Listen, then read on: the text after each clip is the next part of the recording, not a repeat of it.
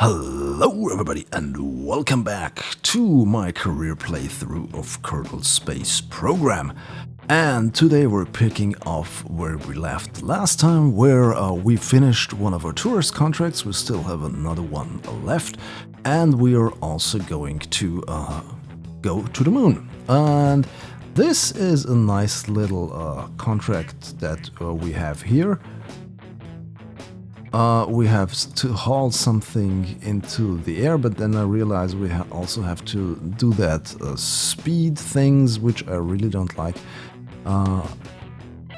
Weird thing is, haul parachute into flight above Kerbal is something different for me to test the parachute, but yeah.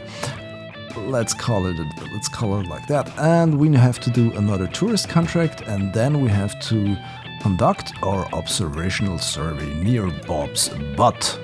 Finally, we are now going to enter Bob's Butte. Yeah. Okay, we need to take an EVA report, and therefore we're going to have our first rover that we ever built. There it is. And who is going to drive it? Not you, Jebediah, you already have enough of anything. Not you tourists, because you can't drive. And therefore, you, Ilo Kerman, are going to drive the Drive 1. Okay. Let's start this thing, let's set our waypoint, and then off we go. This is going to be a quick mission, I hope. There we have it. First one, activate navigation. And now I'm going to use the waypoint manager mod that some of you recommended to me. Okay, which one is the closest? Yes, that's the one. There we go. And let's drive there. Okay, we already have it. What's this here? Create custom waypoint. No, I don't want to create custom waypoint. Distance calculations, waypoint to display in flight, distance to target, time to target. Okay, this is going to be fine. There we have it. Distance to Bob's Butte and so on. Okay. 3, 2, 1, engine, bam! Just hope Ilo is not going to kill herself while we drive to Bob's Butte. And then she has to eviate within the confines of Bob's Butte, so this is going to be a very tricky mission. Okay, we're closing in. There we go. This waypoint manager mod is really nice. This helps a lot because I can finally see where I'm going and where the points I want to reach are. So hey, I have forgotten who recommended it to me, but thank you. I think it was not only one, but 2 or 3 people. So yeah, thanks a lot for that. This is going to help a bunch. Okay, 500 meters until we reach our target. And now we are entering Bob's Butte. Okay, time for our EVA report. There we go. Thank you. Very witty responses. And now the next one. Go there.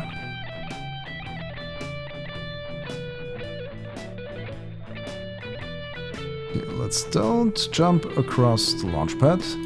This could result in a lot of calamities. What? Oh, I should have taken the report on the surface. Okay, so I really have to get out. Taking the EVA report alone is not enough, apparently. Okay, let's. Then we have to head back to the other one. Okay, now I'm leaving Bob's Butte beta. Okay, maybe.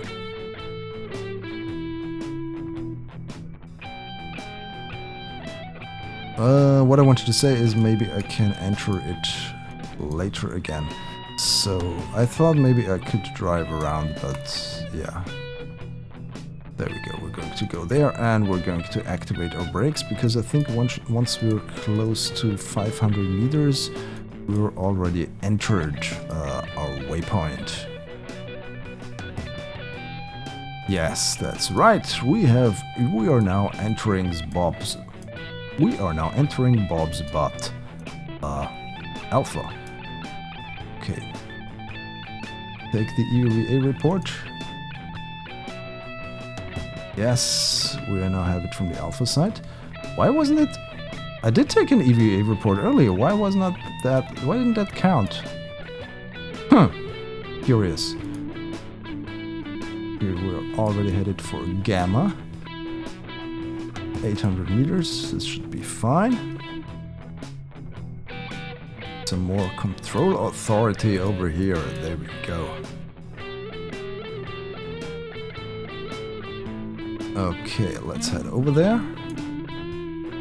Look at that, what a beautiful sunset. And the moon also rises. This is nice. Okay. Sometimes this game, I really just like to open it and watch things like that. Just look at the sunset, look at the clouds, provided of course by a mod, but that does not matter. Anyway, okay. Come on, let's do the EVA report. Okay, now it comes. Was the problem that I was still hanging on the capsule? Come on, that would be dumb. So, as I mentioned before, this game can be beautiful with the right mods, but currently I'm playing another game that's absolutely gorgeous and jaw-droppingly beautiful. I'm talking about Assassin's Creed Origins.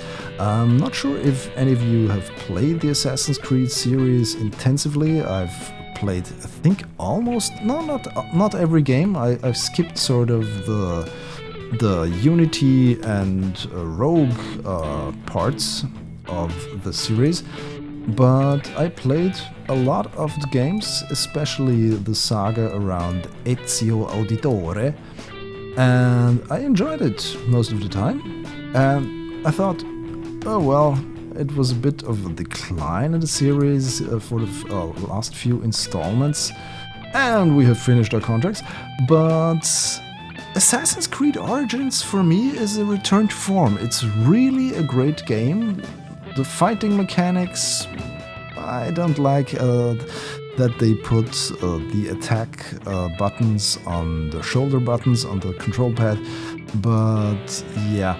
Otherwise, the world is fascinating. I really like Old Egypt. That's one of my favorite places in science, in history. Why did I say science? And yeah, I really like the Old Egypt part of history, and it really gets across a great atmosphere. I really like that game. I'm thinking about maybe doing a video on that as well. Okay, Ilo Kerman, do we get you into orbit? Not yet. Let's use Jorbert Kerman. Why not? Or Kimgard. Why do I have only one scientist? Okay. I could not afford the one, I remember now. This is so expensive to hire Kerbals. Okay, we want to do our tourist contract, and we're going to perform our tourist contract right about now. And this time I'm not going to overshoot my apoaps, because that was stupid of me the last time around, if you remember what I'm talking about. Okay, let's fire up our engine. 3, 2, 1, go. This looks nice again. Is that Minmus in the background? Let's have a look. Oh yes, it is!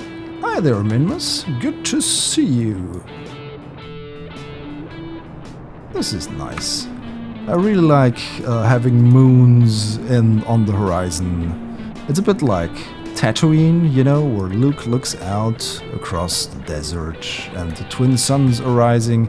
But of course, if he really were on a planet with twin suns, he would probably be dead, because I think that's a very hostile environment. Okay, second stage, which is basically just another solid rocket booster.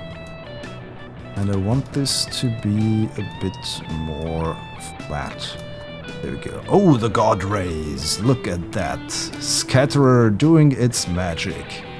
Hi, Scatterer! That is the mod that is doing this graphical magic in the background. This is so great to look at. I can't get enough of that. Ah, okay, that's why the decoupler exploded, because I did not check my staging. Okay, well, it still exploded. Anyhow, we're now going onwards and upwards. Right-click on our ship and right-click on our apps so we know where we're going and what we're doing. It's going to be flatter than last time, because last time I think I was a lot more steeply in my ascent with the solid rocket motors. But now this is going to be a very flat ascent. And this is good, because then we're not going to have to use a lot of delta V on the circularization burn. And as I foretold, we're going to have a nice little apoapse over there. Okay, flying upwards. Oh, and it's a bit hot in here. There we go. Great. This is going to work, I guess. I think, I hope. Ah, yeah, and since I have... What's it on board? A scientist or an engineer? Who's on board? A tourist, Kim Dart. An engineer! Ah! Since I have the engineer on board, I now have Kerbal engineer readouts up there. Okay. I did not know about that. See? We're learning. I am learning. You probably already knew this. So... Whoops. Okay. 320 meters per second. I think that's a lot, maybe more than last time. Why is it? Maybe I was not that efficient this time? Oh well.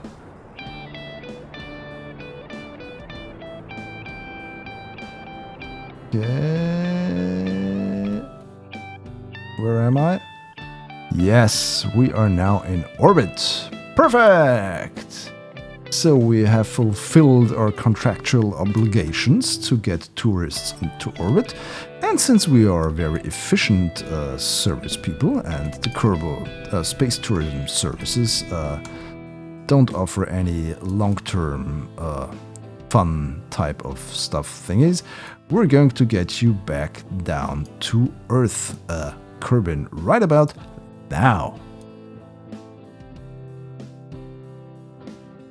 Since you only paid us the measly amount of what you actually paid, I have no idea what you're going to pay. But as I said before, since you're only paying us so much, we don't keep you in orbit any longer. Also, it puts a strain on our snack budget, and snacks are life. At least for Kerbals. Okay. Already we're performing our maneuver where I put that thing a lot more flatter into the wind, so to speak. Okay. This is hopefully reducing our velocity, although it is rising now, which is to be expected in the higher parts of the atmosphere. But it is going to go down very soon. But let's hope it goes down enough before anything explodes. This is really a fine balance you have to perform. If you're doing a reentry, you have to balance between reducing your velocity and staying in the atmosphere before burning up. Heat shields, of course, solve that problem, but due to me being lazy and due to heat shields being expensive, I did not put any of them on this vehicle, so yeah. But we still get a nice sunrise. Hi, sun. Look at you, and look at the moon. We're not going there. Or other crews going there. I really hope they're doing fine.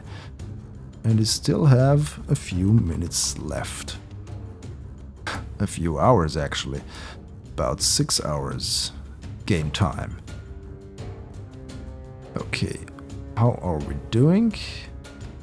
This is going to be a very long wait until we have anything to show for.